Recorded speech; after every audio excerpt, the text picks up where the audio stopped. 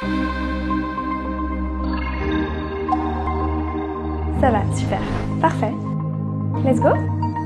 Lorsque vous achetez un bien, que ce soit un bien existant, appartement, maison, terrain ou un bien sur plan, une nouvelle construction, vous avez en plus du prix de vente à payer lors de la signature de l'acte toute une série de frais annexes qui sont généralement rassemblés sous la dénomination de frais de notaire. Ces frais de notaire ne sont évidemment pas tous dus au notariat chez qui vous allez passer votre acte, mais ce sont un ensemble de frais qui sont perçus par l'étude pour non seulement les administrations, mais également l'État. Cette dénomination des frais de notaire couvre en réalité 3 postes. Vous avez les différentes taxes dues à l'État, tous les frais de recherche et ensuite les honoraires dus à l'étude. En ce qui concerne les taxes, vous avez les droits d'enregistrement, le droit d'écriture et la transcription. Le droit d'enregistrement, c'est ce que vous allez payer à la région dans laquelle vous achetez votre bien et qui va représenter la plus grosse partie de vos frais. Il y a pour Bruxelles, pour la Wallonie et pour la Flandre différents tarifs.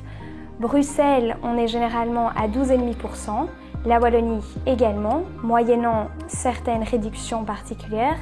Et la Flandre, vous serez à 10%, voire 7% si vous êtes dans certains cas bien particuliers. Un deuxième point pour les taxes, c'est le droit d'écriture. Le droit d'écriture est une taxe perçue pour l'établissement de tous les actes notariés et qui est pour les actes de vente toujours de 50 €. Ensuite, un troisième poste dans les taxes perçues dans les frais de notaire sont les droits de transcription.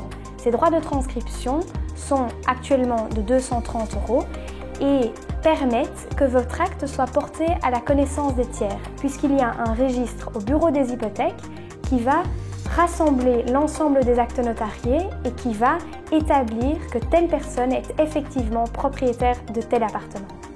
Un deuxième point important dans les frais de notaire sont les honoraires. Les honoraires, c'est la rémunération de l'étude chargée de la rédaction et de la préparation de votre acte. Ce montant est fixé selon des barèmes et ils sont proportionnels au montant du prix d'achat de votre bien. Ce montant des honoraires va être divisé entre les différents intervenants à l'acte. Il ne va donc pas évoluer et si vous choisissez de ne pas prendre le même notaire que le vendeur ou que l'acquéreur, ce montant sera divisé entre les différents notaires. Un troisième et dernier point qui rentre sous la dénomination des frais de notaire sont l'ensemble des frais liés à la préparation administrative de votre dossier.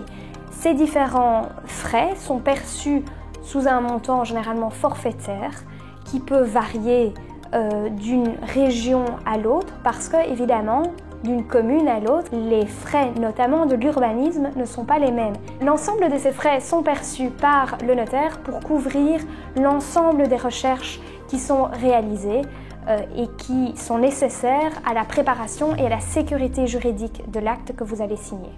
On l'oublie généralement et pourtant c'est quelque chose d'essentiel lorsque vous achetez un bien, c'est qu'à la signature de votre acte d'achat, vous allez bien entendu coupler généralement un financement qui va se réaliser soit par la voie d'une inscription hypothécaire, soit par ce qu'on appelle un mandat hypothécaire.